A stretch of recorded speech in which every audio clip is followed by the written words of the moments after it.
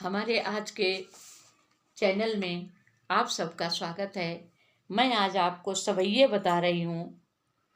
धूरि भदे अति शोभित श्याम जो तैसी बनी सिर सुंदर चोटी, खेलत खात फिरय अंगना पग पैंजन बाजत पीरी कछोटी, वा छवि को रस खान बिलोकत बारत काम कला निज कोटी, काग के भाग बड़े सजनी हरि हाथ सुलय गयो माखन रोटी। तो कवि क्या कह रहे हैं?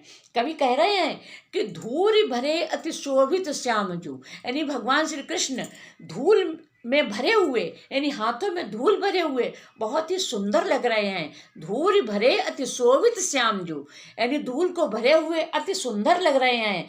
और वैसी ही उनके सिर के ऊपर चोटी बनी हुई है। तैसी बनी सिर सुंदर चोटी, खेलत खात फिरय अंगना। और नंद जी के आंगन में वो खेलते और खाते फिरते हैं। और उनके पैरों में पग पैजनी बाजत पीरी कछोटी, वो पीले रंग की लंगोटी पहने हुए हैं और उनकी जो पैंजनी है वो बज रही है। बा छवि को रस खान बिलोकत, उस सुंदरता को कवि रस खान कहते हैं। उस सुंदरता को देख करके वारत काम कला निज कोटी, यानी कामदेव जी अपनी करोड़ों कलाओं को उस पर न्यौछावर करते हैं। काग के भाग बड़े सजनी, कवि कहते हैं कि हे सखी, कौए के बड़े भाग्य हैं जो कि भगवान कृष्ण के हाथ से माखन और रोटी लेकर चला गया।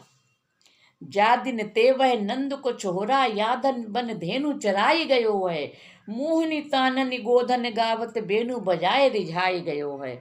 कवि कहते हैं कि जिस दिन से वह नंद का बेटा इस वन में धेनु यानी गायों को चरा करके गया है, तो ऐसा लगता है कि मोहिनी तानन गोधन गावत, यानी गायों के बीच में मन को मोह लेने वाली राग से गा गया है, जिससे कि बेनु बजाई अपनी बांसुरी को बजा करके हम लोगों का मन अपने वश में कर लिया है, हम लोगों का मन प्रसन्न कर दिया है।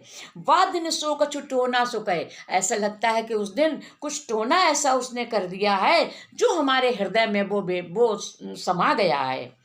को न काहू की कहानी करे, कोई किसी की कहना नहीं मान रहा है। ऐसा लगता है कि सारे ब्रज के लोग जो हैं वो बिक गए हों, सारे ब्रज के लोग जैसे बिक गए हों, ऐसा वो लग रहा है।